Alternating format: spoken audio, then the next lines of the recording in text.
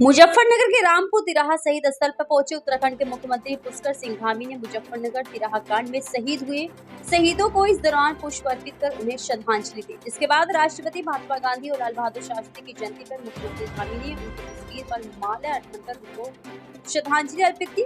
आपको बताते चले कि 2 अक्टूबर 1994 को अलग राज्य की मांग के लिए आंदोलन कर रहे उत्तराखंड के कई आंदोलनकारियों पर मुजफ्फरनगर के रामपुर तिराहा पर तत्कालीन सरकार ने दिल्ली कूच के दौरान लाठीचार्ज किया था, जिसमें कई राज्य आंदोलनकारी शहीद हुए थे। राज्य आंदोलनकारी को श्रद्धासुमन अर्पित करने मुख्यमंत्री पुष्कर सिंह धामी ने उत्तराखंड के शहीदों को नमन करते हुए उनके इस योगदान को याद किया गया। अपने प्राणों का बलिदान किया, अपने प्राणों की आहुति दी और निश्चित रूप से ये सब हमारे हमेशा स्मरण में रहेंगे, आने वाली पीढ़ियों के भी स्मरण में रहेंगे।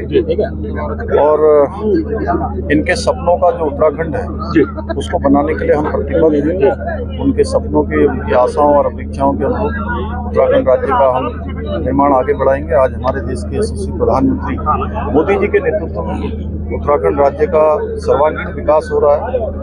जो पहले कभी उत्तराखंड के अंदर सोचना भी जो कठिन काम होता था, उन सभी पर तेजी से काम हो रहा है। हमारे शहीद भी, हमारे जो आंदोलनकारी भी इसी दिशा में सोचते थे, उस दिशा में हम आगे बढ़ रहे हैं। दावी 29 साल हो गए इस कांड को और आज तक दोषियों को सजा नहीं मिल पाई, क्योंकि उत्तराखंड की सरकार इसमें शिथिलता दिखाई। आज तक उन्होंने निष्क्रिय रही, इसलिए 29 साल हो गया आज तक के चलते हुए। शिथिलता जैसी कोई बात नहीं है। उत्तराखंड सरकार की तरफ से हर तरफ से पैरवी हुई है और उत्तराखंड राज्य के जो आंदोलनकारी हैं, शहीद हैं, उनके सपनों के अनुरूप और उनकी सोच के अनुरूप हम काम कर रहे हैं। अभी हमने उत्तराखंड के अंदर 10% क्षैतिज आरक्षण सरकारी नौकरियों जो एक समय में घोषित हुआ था, लेकिन ठीक प्रकार से उसका विधेयक नहीं आ पाया था, उस विधेयक को भी हम ला रहे हैं। उत्तराखंड राज्य के अंदर जो आंदोलनकारी हैं उनकी पेंशन को बढ़ाने का काम भी हमने किया है।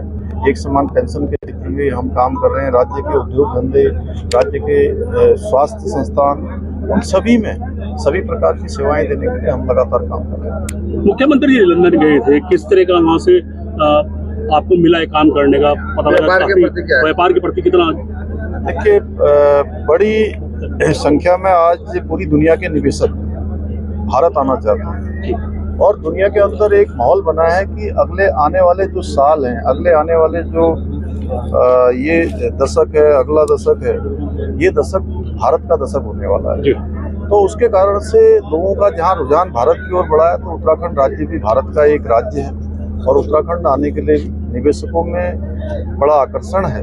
और अभी 12,500 करोड़ के निवेश पर हमारे करार हुए हैं। अन्य भी हमको बहुत सारे प्रस्ताव मिले हैं। एक कार्यक्रम अभी हमने लंदन में किया है, बर्मिंघम में किया है। इसके अलावा देश के अंदर भी हम दिल्ली में 4 अक्टूबर को एक रोड शो करने वाले हैं। उसके बाद अहमदाबाद में, मुंबई में, बंगलौर में, अन्य शहरों में और विदेश में भी अन्य स्थानों पर भी हमारा प्रतिनिधिमंडल जाएगा।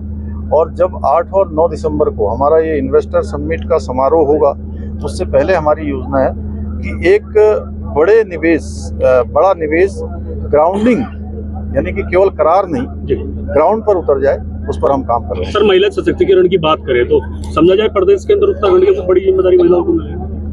महिलाएं हमारे प्रदेश में राज्य को चलाना हो या विभिन्न स्थान, सभी पर महिलाओं का लगातार काम हो रहा है।